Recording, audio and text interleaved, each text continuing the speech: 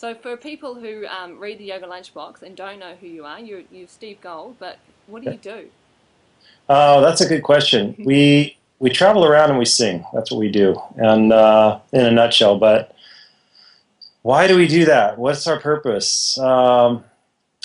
We found that we can really connect with people, and we connect with ourselves, with our spirit, really through singing. And we've noticed that there's a call for it. And in a lot of traditions, in old traditions, songs were used for every purpose. In Africa, they sing when they work, when someone's being born, when someone's dying, at a celebration, there's always song.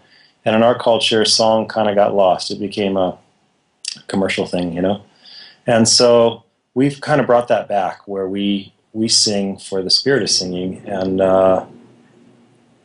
and a lot of it happens in yoga studios. And it started with chanting and mantra and kirtan, and I think it's growing now. We spent 10 years doing it, kind of on a small community level, and it's become worldwide now. And I see that there's a need for it. So we're answering the call. That's what we're doing. So you recorded one album and you're in the midst of recording your second album. What was Yes. did you have any sort of like breakthrough moment where you went from being, doing your small thing to all of a sudden you could feel that you'd broken through to a new level? Yeah, I can't say that I still. Well, I'm not sure that we've broken through to anything. I just think that the call has been there all along, and I pay attention to when I'm getting the call, and I figure that's the support that we need as artists and as creative beings to keep showing up. So at one point, after 10 years of doing this, really, it was about 7 years of doing this, we met Shiva Rea. She's a yoga teacher, international yoga teacher, and she fell in love with one of our songs, and she brought it into the yoga world. And it's So Much Magnificence is the title track of our first CD. And that really kind of propelled the music out into an arena that we couldn't get to on our own. And as that started to gain momentum, we started to get calls from people that liked our music and wanted to hear more music, and were inviting us to travel and go to retreats and so forth with them. So it's kind of grown organically that way. And then we met a producer recently, about a year ago, through Shiva Rea actually, and our association through the teacher training program, and on a retreat we met him, Matt Psonik, and he wanted to produce us. He'd heard our CD actually on a road trip from Burning Man. Mm-hmm. Apparently the week before I met him, he had been listening to it and said, God, I'd love to produce this guy's music. And then I met him a week later, and that's how it's all unfolded, yeah. The whole path's been an unfoldment like this. So in New Zealand, it's pretty rare to have like a live band come and play during a yoga class. I mean, most yoga classes here don't even have music, let alone live music.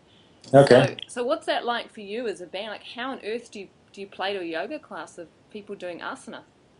Well, I'll say that it's been an experiment that has grown um, by doing it into something that I think there is a connection with yoga. But if you just figured that you're going to go to yoga class and have some musicians roll in, it might not be a pleasant experience, because the musicians might just play what they want to play and not have a connection to the asana practice or to the teacher or to the vibe going on in the room. And part of our um, discovery really has been that there is a conversation going on between the teacher and the band, and there is also a dance going on in the room with the students in their asana practice. So we kind of approach it as a conversation, and that way we have to be good listeners in a conversation, yeah. So we can listen to what's going on, and I don't just mean for the cues from the teacher verbally, but the energy in the room. Mm. And we play to that energy in the room. And it's always striking a balance between what is the right sound and the right vibe, and when to participate less and make more space. It's about not filling up all the space. So that's what we've discovered, and I hope that helps to understand. It does. So you're actually kind of jamming on the spot. Like, you don't go in with like a set playlist or anything and just, Well, you're responding to the it, teacher, responding to the students, and then how do you yes. communicate that as a band? while you're doing it in the middle of it? First of all, like a relationship, you you hang out with people you like, right? Ideally. So, or you go to the teacher you like to learn from. And we play as musicians because we really enjoy playing with each other. So I don't really necessarily play with strangers. So because we have a relationship, we're able to have the conversation without being completely spontaneous. We're not really just jamming improvisationally, because I'm actually I'm a song person first.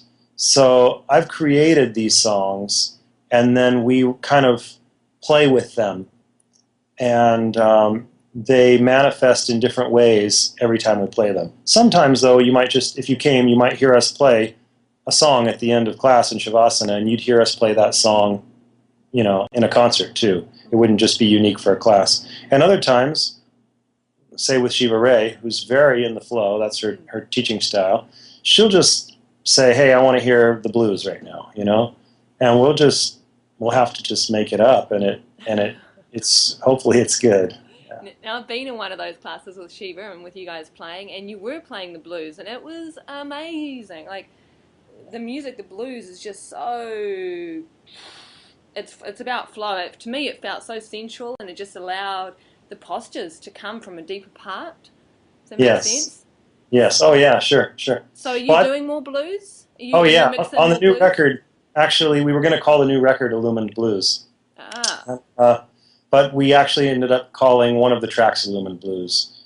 And so there's definitely a blues influence. I was in a blues band for about 15 years at one point in my life. And so that has informed my playing. But I'm not really a moan and blues man. I don't have woes, and I mean, I'm living by the beach, so how can I complain? But I would say that I love the blues, and I think it's a very root chakra kind of music. And so it kind of has that rap or historically, of being kind of bump and grind kind of music. And when I think of Illumined Blues, I think of kind of raising that energy, raising that Shakti, that Kundalini, and still being able to move with the blues, the rhythm of the blues, and have that root there, but really bring it up into a heart place. And so we're not really moaning the blues. We're just... It did feel very uplifting. Yeah, we're moved by the spirit of it. That's what it was. That's what it was. It was moving. It was moving. I mean, was it a Sunday morning? Do you remember? Yes, it was. And we've kind of had that gospel theme running on Sunday mornings, but that gospel theme runs, I think, every time we play. So, and we do concerts too, obviously, not just yoga classes. And it's the same when we get to a concert setting. We really want to uplift people. And so we introduce, some real, almost traditional American spirituals, blues, gospel style, like I went down to the river to pray, that kind of stuff. And then we'll weave in Sanskrit mantra. And so with Illumined Blues, we did just that. We basically took a blues format, we wove mantra in it, and then we have some elements that you'd find in traditional American music too. And so that's been an innovation, really. Yeah. And it's pretty cool. I'm really excited about it. And the new record has got it not only has some of the blues quality, but we draw on other cultures too. So it's kind of a wide foray of styles that we've had to really rope into being on one record, and that took a while to figure out, because I thought I had 2 or 3 records there, and it's getting confusing. So. But you've done the recording process now, right? Yeah, the record's called Stoned on Shiva. Yeah, and it'll come out, I'm hoping, in April. At least we'll have advanced copies for pre-sale. We may wait a little while to actually officially release it. We wait till the summertime. And we've got a couple festivals we're going to be playing at, the Wanderlust Festival in California. And so there's something to be said for timing things, and when you're going to, share something with the world. So we're still deciding that. So let's talk about Wanderlust for a minute, because down here in New Zealand, people might not know what Wanderlust is. So how do you describe that experience?